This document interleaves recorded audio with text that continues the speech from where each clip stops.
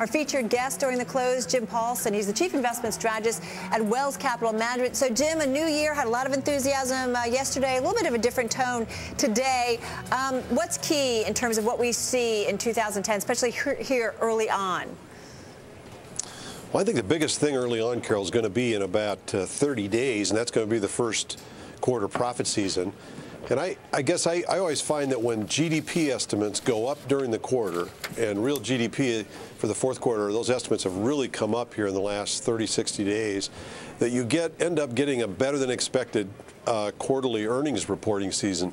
So I'm somewhat optimistic that we're going to get out and see some of those early reports by the end of this month, and maybe that'll be the catalyst for the first quarter returns in the stock market. But, Jim, should we be surprised if we see great earnings numbers? I only say that because companies who a year ago were thinking about Armageddon, they were cutting workers, slashing costs. So, yeah, it's going to be a great profit season. It is, and the expectations are up for that too, Carol. You're absolutely right. The hurdle rate is going to be higher, but I'm just thinking we're going to take out the hurdle rate as well. Not only are we going to see the impact of margins, which we've seen here in the last few quarters, but I think this is going to be one of the first quarters where we're actually going to see some top-line results. If we come in with a 4.5–5% real GDP number, we're going to see some pretty good top lines coming out, or at least top lines that surprise people, and that might be what drives the mentalities more than even the bottom line results. I wonder, Jim, what you think about a possibility of coming back down a double dip scenario, because a lot of people have argued that we've pulled a lot forward from future GDP for this quarter. I'm not that concerned about a double dip scenario, I guess. I'm more concerned about problems maybe with overheated growth and inflation concerns later this year, Matt, that could become more problematic for the markets, both stocks and bonds. But I'm less concerned about double dip. You know, I think another building catalyst through the year is going to be consumer confidence. Consumer confidence starts this year at very low levels, kind of at recessionary lows. But if you look at where the consumer is going to be in the springtime here, let's say in April, they're going to have 4 consecutive quarters of gains in household net worth, 4 consecutive positive 401k statements. They're going to have about 2 or 3 months of positive job creation probably by April. They're going to have about a year's worth of rising Case-Shiller home price, monthly home prices. And then they're going to look around. They're still going to have a record low interest rate environment, about a 1% core inflation rate environment. I think consumer confidence is going to go up quite a bit in the first half of this year, and that's going to lend itself Jim, to more flows coming to the stock market and better spending at the retail outlets. The headwinds to that, I mean, rising home prices from a trough, right? And, of course, a lot of people who still have jobs probably are not going to get raises. In fact, a lot of people are probably going to get pay cuts this year. And then you look at the credit situation, which doesn't seem to be getting any better. I just saw a headline come across the screen, GMAC looking at another $5 billion loss for the fourth quarter. The credit situation is still tough for consumers that are still in debt above their eyeballs, right? Still looking at about 130% of their annual income. So I don't understand why a consumer would get more confident just because you have a job. If you're making less money, you have the same payments, and it's harder to borrow more. Well, I think there's been, a big part of our problem in the last 12 to 18 months hasn't even been the person that's lost their job so much, Matt, that they can't spend, they don't have the resources.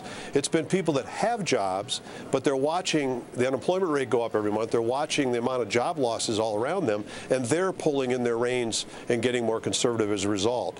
If you start showing people that their neighbor no longer is losing their job, or their coworker, or people around them, they might get more aggressive with their existing income, let alone if their income continues to grow. And I think that's what I mean by building confidence on some of our healthy players might be a big catalyst to growth in the first half of this year.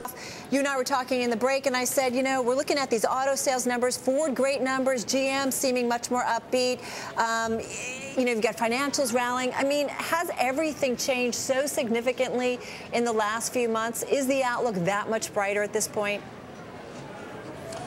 I think it is, Carol. I mean, I think that some of the depth and severity of the recession had a lot to do, less to do with fundamentals. Not that those weren't really bad, and a big part of the recession was bad fundamentals, but a big part of the drop was just pure fear and paralysis, economic paralysis, and that is what has really improved. If people just settled down and moved away from the idea of depression, then some of the healthier players return to some normal activity.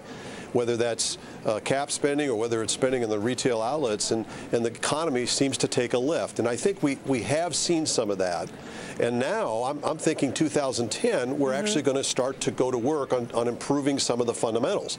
If we start creating jobs, then suddenly consumer loans will start to pick up as some of those credits look better. If businesses start to build inventories, they'll need inventory financing and start to get borrow money as well.